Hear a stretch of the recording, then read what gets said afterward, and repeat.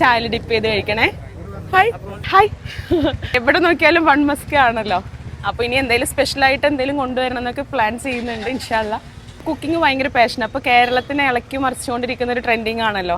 അപ്പോൾ ജസ്റ്റ് ഒന്ന് ട്രൈ ചെയ്തു. നമ്മളൊരു ഷോപ്പ് സ്റ്റാർട്ട് ചെയ്യണം എന്നുള്ളൊരു ഇതിൽ തന്നെയാണ്.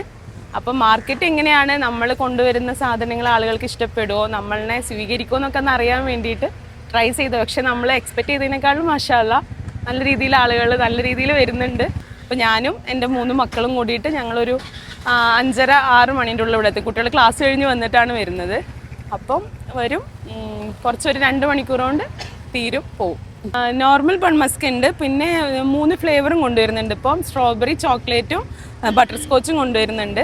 പിന്നെ സൺഡേസിൽ എന്തെങ്കിലും സ്പെഷ്യലായിട്ട്, ഇപ്പോൾ കഴിഞ്ഞ സൺഡേയിലാണ്, ഞങ്ങൾ ആകെ 12 ദിവസമായിട്ടുള്ളൂ. കഴിഞ്ഞ സൺഡേയിലാണ് ബട്ടർ സ്കോച്ച് കൊണ്ടുവന്നത്. ഇപ്പം ഇനിയൊരു സൺഡേ വരുമ്പം അടുത്തത് എന്തെങ്കിലും സ്പെഷ്യലായിട്ട് കൊണ്ടുവരണം എന്നുള്ള പ്ലാനിങ് ഒക്കെ ആണ്. അങ്ങനെയൊക്കെ പോണ്.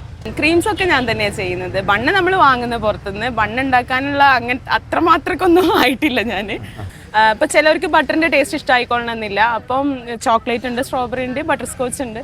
ഇനി ഏതെങ്കിലുമൊക്കെ വെറൈറ്റി ഇതുപോലെ കൊണ്ടുവരണം. ആളുകൾക്ക് മടുക്കരുത് നമ്മളിങ്ങനെ വെറൈറ്റി കൊണ്ടുവന്നുകൊണ്ടേ ഇരിക്കണം എന്ന് വിചാരിക്കും. റേറ്റ് നോർമൽ മസ്ക ബണ്ണ് 35 വരുന്നത്. ഇറാനി ചായയാണ് കൂടെ കോംബോ വരുന്നത്, 15 റുപ്പി. ലൊക്കേഷൻ വരുന്നത് ഒറ്റപ്പാലം മാനൂർ ബ്രിഡ്ജിൻ്റെ തൊട്ടടുത്ത് ഞങ്ങളുണ്ട്. ഈ വഴി കൂടെ പോകുന്നവരൊക്കെ വരിക, സപ്പോർട്ട് ചെയ്യാം. നോക്കിയിട്ട് കഴിക്കാൻ പോവാം.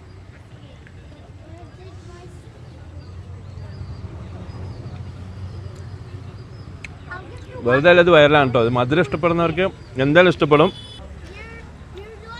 പിന്നെ നല്ല കിടിലൻ വൈബ് സ്ഥലം. അപ്പോൾ ചാറ്റ് കൊടുത്താ ഓക്കെ.